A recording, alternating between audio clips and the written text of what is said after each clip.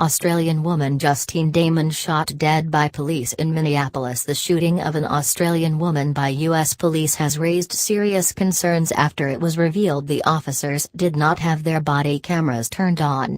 Key points: 40-year-old Australian woman Justine Damond was shot dead by a police officer in Minneapolis. Her stepson Zach Damond says he is demanding answers from authorities. TFAT says it is providing consular assistance to Damond's family. Justine Damond, aged 40, was shot dead in Minneapolis about 11:30 p.m. local time on Saturday after two officers responded to a report of a possible assault. Ms. Damond, originally from Sydney and also known as Justine Ruzchik, attended Manly High School and graduated from the University of Sydney with a Bachelor of Veterinary Science in 2002. According to her LinkedIn profile, the qualified yoga instructor had been working for the past 3 years as a personal health and life coach and a meditation teacher. She was engaged to Minneapolis local Don Damond and they were due to marry next month.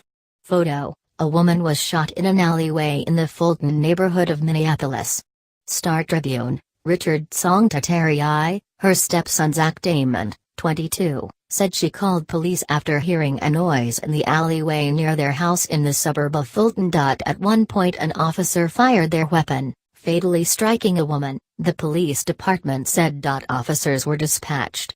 When officers responded, an officer-involved shooting occurred, which resulted in one adult female victim who is deceased and which has prompted our call-out to the BCA, Bureau of Criminal Apprehension. The BCA will now further be conducting this investigation, this officer-involved shooting, from this point forward. Photo: a woman on Sunday drew colorful chalk hearts on the driveway near where the woman was shot. The Star Tribune: Fat Fiffer, Minneapolis Mayor Betsy Hodges said in a statement that she was heartsick and deeply disturbed by the incident. I'm seeking answers to the questions we all have, and will make sure to keep the communication flowing, she said. Ms. Hodges said she understood the police body cameras and squad camera, which were introduced to the Minneapolis Police Department last year, were not switched on when the shooting occurred. The two officers involved have been placed on paid administrative leave, which is standard procedure. They took my best friend's life video. Zach Damond speaks about the shooting death of this stepmother. ABC News: a rally organized by local activist Mel Reeves was held at the site of the shooting, while other community members gathered for a vigil in Ms. Damond's neighborhood. Local media say neighbors are mystified as to what occurred. Zach Damond spoke at the vigil calling for more information and transparency from the authorities. Basically, my mom is dead because a police officer shot her for reasons I don't know, and I demand answers, Mr. Damond said. I just know that she heard a sound in the alley, so she called the police, and the cops showed up. And she probably thought something bad was happening, and then the next thing, they take my best friend's life. I'm so done with all this violence, it's so much bullshit. America sucks, these cops need to be trained differently and I need to move out of here.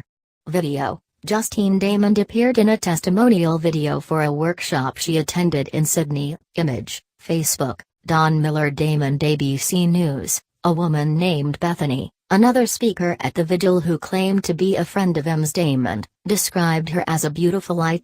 She was a healer. She was loved. She should be alive.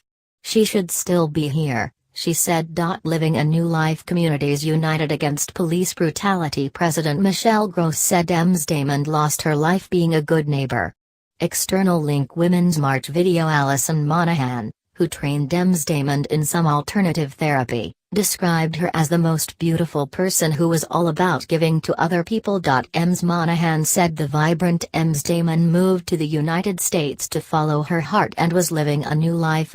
In an online profile, Ms. Damond said, I believe that nothing is more important than for every individual, and every organization as a collective, to gain a deep and practical understanding of how their brain works, and how this new mastery of the mind can transform individuals, the collective and the culture of a company. The Department of Foreign Affairs and Trade, DFAT, said it was providing consular assistance to the family. The shooting has reopened a deep rift between community members and the authorities as it comes 1 year after Minneapolis man Philando Castile was shot and killed by Minneapolis police officer Geronimo Yanez. A video from the aftermath of last year's shooting was live-streamed on Facebook. It showed a woman interacting with an armed officer as the fatally injured man lay on the footpath. The local community was left reeling after Mr. Yanez was acquitted of all charges exactly 1 month ago and fired by the city of St. Anthony.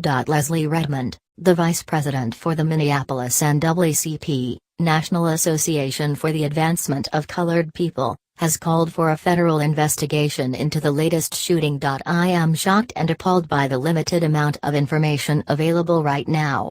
What are they covering up? She said. Photo: Minnesota BCA crime scene team attend to the scene. The Star Tribune, Richard Song Terry I.